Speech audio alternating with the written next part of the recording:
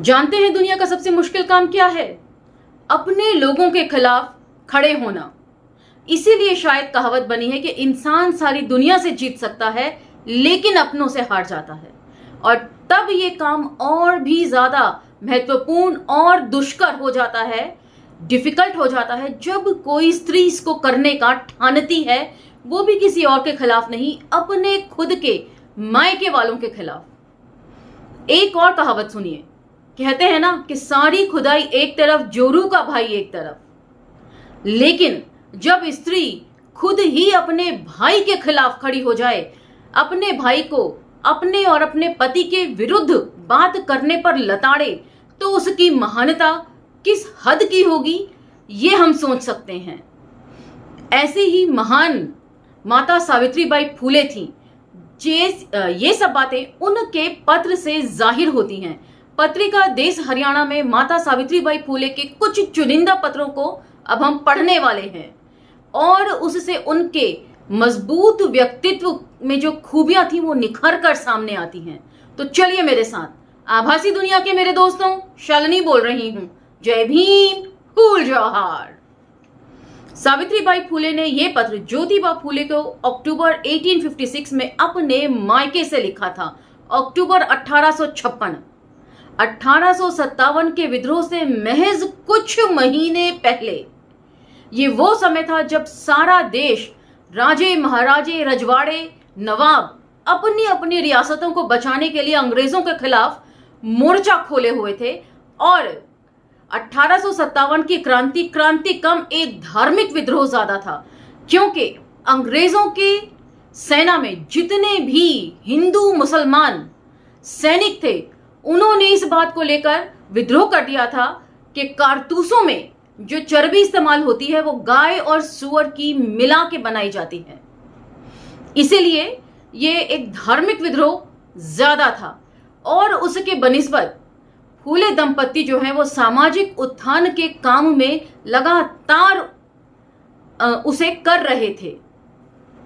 तो इसीलिए भी ये टाइम पीरियड और ज्यादा इंपॉर्टेंट है कि उस वक्त देश में जो हो रहा था, हिस्ट्री में जो हम पढ़ते हैं, उसके बिल्कुल उलट समाज में क्या चल रहा था, ये पत्र उसकी तरफ इशारा करते हैं। इस पत्र से पता चलता है कि फूले दंपत्ति के दलितों, शोषितों, दमितों के उत्थान के लिए किए जा रहे कार्यों को स्वार्थी ब्राह्मणवादी तत्व धर्म विरोधी कहकर लोगों के दिलों में जहर घोल रहे थे और उनके खिलाफ झूठी बातें फैलाकर दुष्प्रचार कर रहे थे। इससे सावित्रीबाई फूले की स्पष्ट समझ, अपने कार्यों के प्रति प्रतिबद्धता व उनके लिए साहस का भी पता चलता है। हम इन सब पर विजयी होंगे और भविष्य में सफलता हमारे ही हाथ लगेगी। भविष्य हमारा है।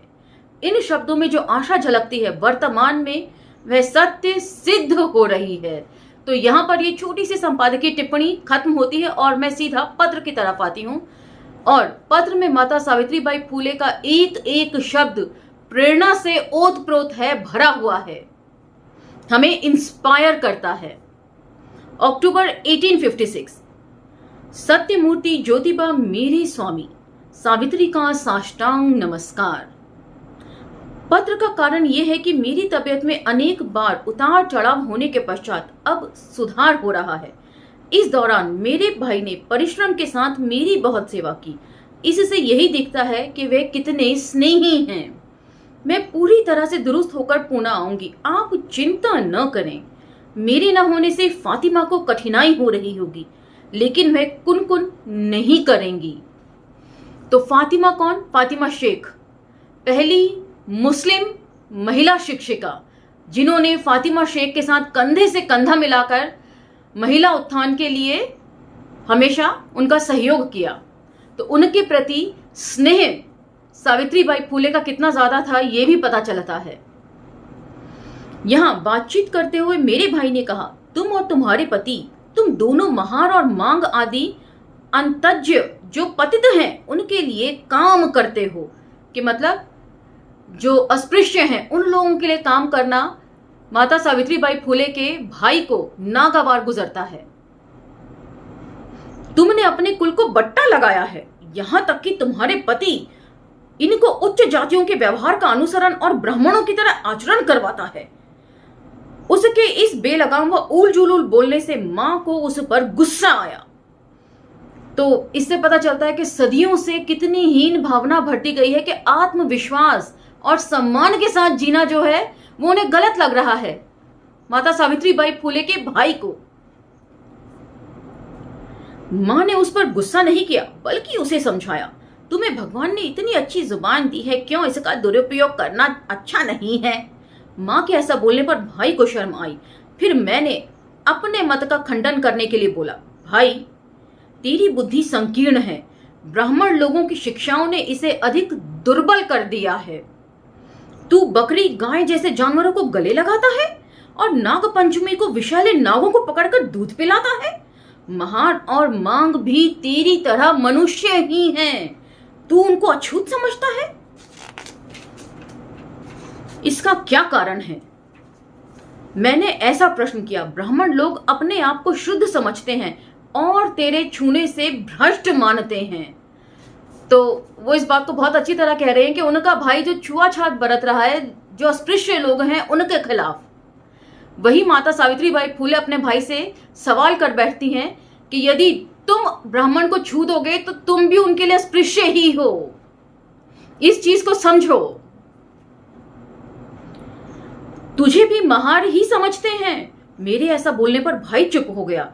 फिर वह पूछने लगा कि तुम लोग महार लोगों को क्यों पढ़ाती हो? क्यों पढ़ाती हो? तो यहां पर फातिमा शेख और सावित्रीबाई फुले दोनों के बारे में वे कह रहे हैं। इस कारण जब लोग तुम्हें बुरा भला बोलते हैं, मुझे बहुत पीड़ा होती है, ये मुझे अच्छा नहीं लगता। मैंने उसे कहा कि अंग्रेज महार और मांगों के लिए क्या क्या कर रहे हैं, मतलब शिक्षा के द्वार खोल रहे हैं, उन्हें शिक्षित कर रहे हैं। विद्याहीनता ही पशुत्व का लक्षण है। ब्राह्मण लोगों का श्रेष्ठत्व का आधार विद्या ही है और इसी कारण उनकी अधिक महिमा है। जो कोई भी विद्या को प्राप्त कर लेता है, उसकी निम्नता दूर हो जाती है और उच्चता उसको स्वीकार करेगी।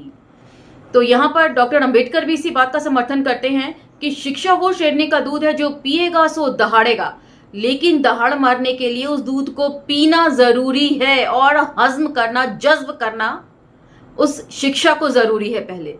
ये भी हमारे समाज को समझना पड़ेगा। सिर्फ डायलॉग मार देने से आपका काम पूरा नहीं हो जाता। आत्मविश्वास आप में तभी आएगा, तर्क वितर्क करने की शक्ति या क्षमता या कैपेसिटी तभी आएगी जब आप पढ़ लिखकर उस पढ़ाई लिखाई का उपयोग करेंगे, इस्तेमाल करेंगे। मेरे स्वामी देव पुरुष हैं। इस देश दुनिया में उन जैसा कोई नहीं है। महार मांगों में विद्या व मानवीय गरिमा जगाने के लिए मेरे स्वामी ज्योतिबा और मैं ज्ञान देते हैं। ब्राह्मणों से संघर्ष करते हैं, पर इसमें अनुचित क्या है? हम दोनों लड़कियों, औरतों, महारों और मांगों को शिक्षा देते हैं। ब्राह्मण लोग ये समझते हैं कि ये उनके लिए हानिकारक होगा। ऐसा समझने के कारण वे आम आदमियों में और धर्म के कार्यों में इसे ईश्वर विरोधी कहकर निंदा दुष्प्रचार करते हैं और तेरे जैसों के मन में कलुष पड़ जाता है।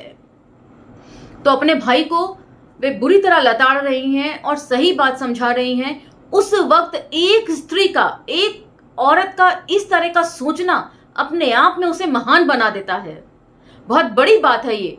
जब औरतें आज भी बिंदी, टिकली, सिंदूर, मंगलसूत्र, पूजा पाठ, व्रत, तीज त्योहारों से अपने आप को ऊपर नहीं उठा सकी हैं, तो 2 सदी पहले माता सावित्रीबाई फुले जो बातें कह रही हैं वो उम्मीद से परे है।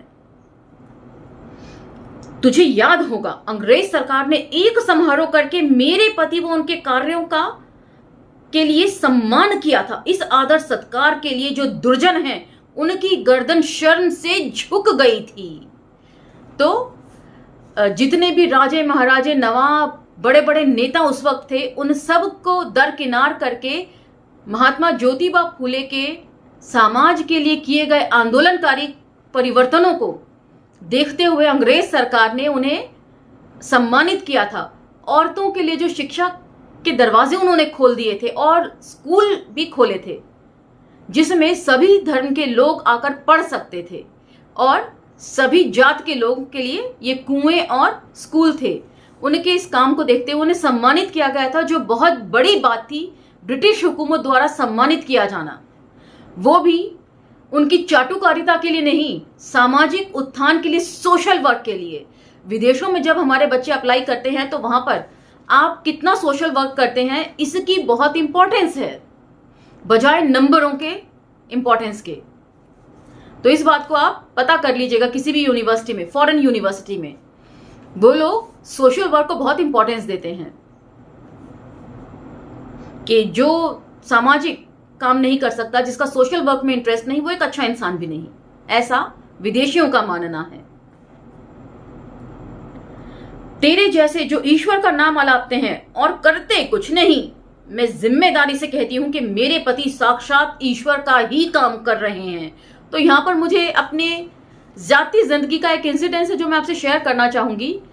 जब मैं शादी होकर आई थी तो मैं भी उन्हीं रूढ़ियों में जकड़ी हुई थी, और जब रतन जी को मैं कहती थी कि यार आप बिल्कुल पूजा पाठ नहीं करते हो ना, मेरे को ही करने देते हो, तो रतन जी का एक ही जवाब होता था, लोग पूजा पाठ करके भी जात पात में घुसे रहते हैं, इंसान को इंसान नहीं समझते, और हम हर संभव कोशिश करते हैं कि जो इंसान मेरे दरवाजे आए उसकी मैं हर संभव मदद करूं, उसको खाना खिलाऊं, पानी पिलाऊं।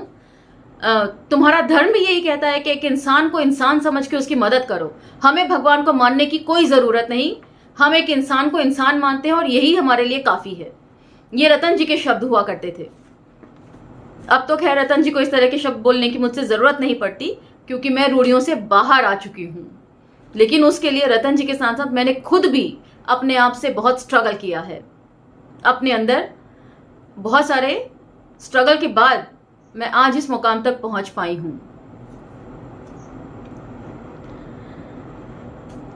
मैं उनकी मदद करती हूं। यह काम इतना खुशीदायक है कि इसकी वजह से मुझे परमानंद मिलता है। मेरे बोलने पर भाई व मां एकाग्रचित होकर सुनते रहे। भाई पश्चाताप करने के लिए माफी मांगने लगा। मां ने कहा, सावित्री तेरी जुबान पर तो साक्षात सरस्वती विराजमान है, तेरा ज्ञान देखकर मैं धन्य हो गई।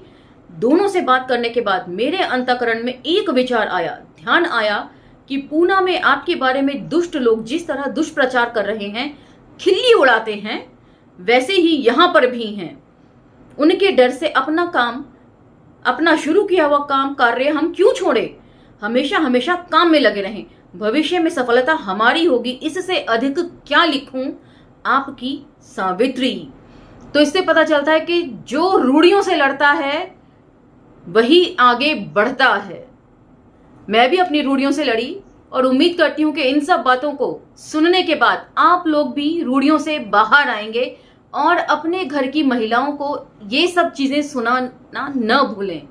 उनका रूढ़ियों से बाहर आना ज्यादा जरूरी है, क्योंकि बार बार मैं दोहराती हूं कि एक पुरुष जब शिक्षित होता है तो वो अकेला शिक्षित होता है, और एक स्त्री जब शिक्षित होती है तो वो पूरे परिवार, पूरे समाज को शिक्षित करती है। इसीलिए स्त्रियों का शिक्षित होना बहुत जरूरी है, उनका एजुकेटेड होना बहुत जरूरी है। घर में दादी नानी जो बहुत बुजुर्ग हैं, इस उम्र में हो सकता है वो अक्षर ज्ञान उनको न मिल सके, लेकिन सहज ज्ञान तो उन्हें जरूर दीजिए। इन पत्र पत्रिकाओं के माध्यम से, इन लेखों के माध्यम से उन्हें ये सब चीजें जरूर सुनाएं। इसी के साथ आज का ये पत्र समाप्त होता है।